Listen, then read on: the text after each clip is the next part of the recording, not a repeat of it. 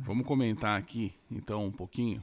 ah, o índice, né, no comentário que eu tinha feito já anteriormente aqui no fechamento com vocês, para mim seria essa operação que eu não faria por causa do tempo maior, tá? Mas é uma operação que individualmente no tempo gráfico para mim seria válida dentro dos meus indicadores de confiança, tá bom? Eu quero olhar o dólar com vocês também, lembrando, hoje terça-feira, 12 de março.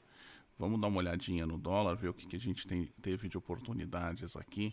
Olhando 30 minutos, a gente sabe que o dólar está muito, muito, muito lateral, né? A gente olha o 30 e vê essa lateralização, né? Bem, bem, bem grande mesmo.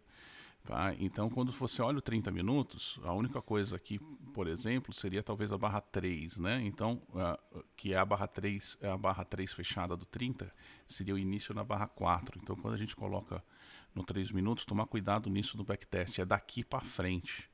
Tá? É daqui para frente, tá? Se fosse feita essa operação, que ela não de fato nasce em nada, a operação ela veio aqui, né? Foi essa barra 17, 18, 19, né? Que foi uma pressão que pelo meu olho não deu alvo, tá? Mas ela não tinha o 30 minutos no meu olhar habilitando, ela não deu alvo, tá? E é uma operação meio grande porque é operação de abertura. E aí você pega a volatilidade de abertura e tenta trabalhar no resto do dia, é sempre um desafio maior, tá? Essa operação aqui, Lembrando que essa, fala Edu. lembrando que essa volatilidade, Du, é o indicador às 9h30, tá? É o indicador das 9h30. E essa aqui, Edu, não tem nascimento via de fato, né? Você pode até querer fazer Não. essa aqui, mas ela de fato, ela não nasce, ela não rompe nada. Ela é uma continuidade de um movimento. Tá? Então, quando você entra Isso. aqui, você sabe que você pode estar alto. É diferente quando você Aí faz se um você swing. olhar o 3 minutos, ficou muito feio, cara, por causa do indicador esse começo de dia aí. Ficou feio. Então, esse tipo de operação do swing trade é diferente. Você olha uma defesa mais embaixo, vai fazer uma operação muito mais longa. No day trade é um pouco mais difícil, então eu não vejo nada no dólar, tá?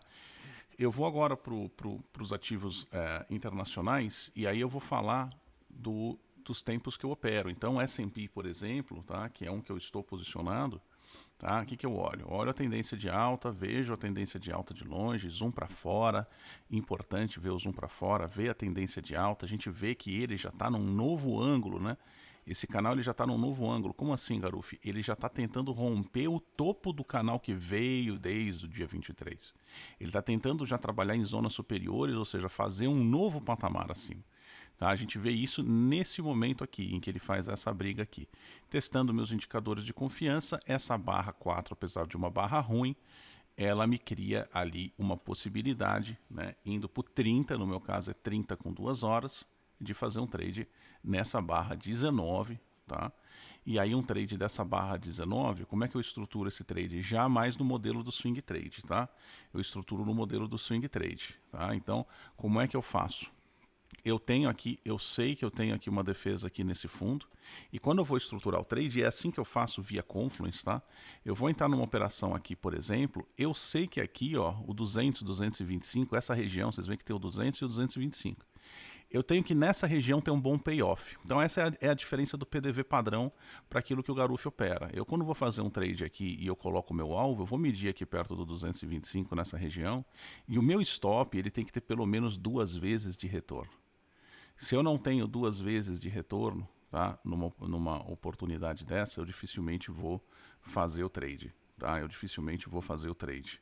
Tá? Eu tenho que ter no mínimo 2 vezes de retorno. Tá? No mínimo. Tá bom? Então, nesse caso aqui, no meu caso, eu entrei antes, eu entrei aqui porque já tinha feito esse rompimento, a falha aqui, eu entrei aqui embaixo. Tá? Eu tenho uma medição que foi feita em cima dessa barra, então vou mostrar como é que está a situação atual do meu trade.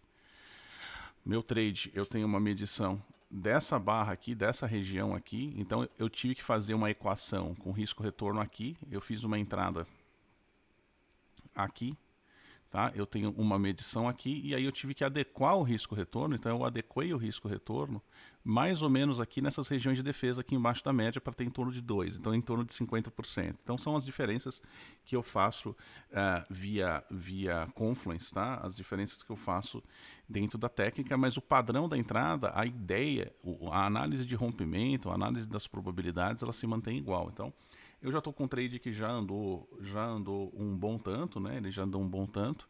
E aí, nesse caso, na minha diferença aqui, eu vou colocar, né? eu vou colocar uma medição de tempo, eu vou olhar o tempo em que o mercado ficou lateral até o momento onde eu chamo de rompimento, onde eu considero que é o rompimento. Então eu considero que o mercado está lateral, basicamente desde esse cara aqui, eu considero essa barra 19 de hoje a barra de rompimento. Então eu vou ter, apesar de ter esse cara como alvo, não é um alvo do trade, é simplesmente para eu poder equalizar o meu risco-retorno e ter uma possibilidade, um trade de bom payoff. Tá? Eu não tenho uma saída armada aqui. Tá? Essa é a diferença do meu trade. Tá? Então eu tenho até aqui, olha, as 20 horas do dia 13, ou seja, amanhã à noite, eu poderia segurar esse trade, tá? Tranquilamente. Eu sei que quando ele chega aqui no 200, 225, é um ponto que eu já tenho que ter um pouco mais de atenção se ele acontece alguma coisa, mas muito provavelmente o que eu faço ele chegando nesse alvo PDV é colocar já, anular o risco. Isso é uma coisa que eu posso fazer se eu avaliar que devo já anular o risco, tá? Mas não é o meu alvo, é simplesmente uma referência de risco-retorno. Eu posso decidir anular o meu risco e deixar o trade rolar. Quando ele chega nesse ponto aqui, ou quando a minha campanha encerra, ou seja, eu atingi alvos de campanha, aí beleza, eu encerro tudo. Como eu estou com um número já razoável de stops, eu tenho, sei lá, uns 3, 4 stops nas criptos, uns 2, e aí nos futuros e nas ações também uns 3, 4 stops, não vai ser um trade sozinho que vai conseguir atingir o meu alvo de campanha de trade, tá? Das minhas campanhas, tá? Da minha meta capital. Então, para atingir a meta capital, eu preciso, eu trago os drawdowns também, eu trago os stops também para dentro da meta. Então, não vai ser esse trade sozinho. Com isso, eu fiz aqui, tá? Um trade, ok, na Amazon, e aí a Amazon é o olhar do 60 minutos, tá? As ações eu opero 60 minutos. Fiz o trade nos 60 minutos, essa barra, uma barra que tem aí, com certeza, um bom rompimento, tem o VWAPs aqui, todas elas aí rompendo, né? Rompendo esse ponto, então essa é uma barra maravilhosa, tá? Uma barra que eu chamo de barra deliciosa. Tá? Se vocês depois quiserem saber o que é uma barra deliciosa, eu explico, mas isso é uma barra deliciosa, tá? E por que ela é uma barra deliciosa? Né? Porque ela rompe pontos importantes, e ela tá acima aí, né, de VWAPs, tudo mais, rompe pontos importantes, é forte, fecha carequinha e tudo mais, então é uma barra muito boa, apesar de ter tido outras da mesma sorte aqui em volta, ela é uma barra muito boa, que apesar de eu não ter ainda o rompimento da linha de tendência aqui em cima, eu tenho muitas defesas aqui embaixo, então eu consigo operar, tá, essa barra olhando aqui esse fundo como região, tá? Eu consigo operar essa barra aqui e consigo construir um excelente risco-retorno com uma defesa muito curta, tá? Então eu vou tá errado e estopar muito rapidamente, tá? No momento em que eu entro aqui, tá? Eu tenho aqui a minha referência de alvo de probabilidade aqui em cima, tá? E o meu stop está abaixo das defesas logo. Então eu consigo aí atingir deixa eu até olhar aqui na minha outra tela, como é que eu estruturei. É isso. Eu consigo atingir, peraí, deixa eu deletar isso. Eu consigo atingir aí um risco-retorno de mais de 3 vezes, tá? Quando eu faço essa medição aqui, eu consigo atingir um risco-retorno de mais de 3 vezes aí. Então o meu stop está mais ou menos aqui. Tá? E por que o meu stop está aqui? Deixa eu até colocar um pouquinho mais forte para vocês conseguirem ver. Por que o meu stop está aqui? O meu stop está aqui porque aqui eu estou errado, tá, gente? Então, o que acontece? Se chegar, tá, o mercado aqui, eu estou errado. Tá? Ele voltar e fechar abaixo de todos os meus pontos de defesa, eu estou errado.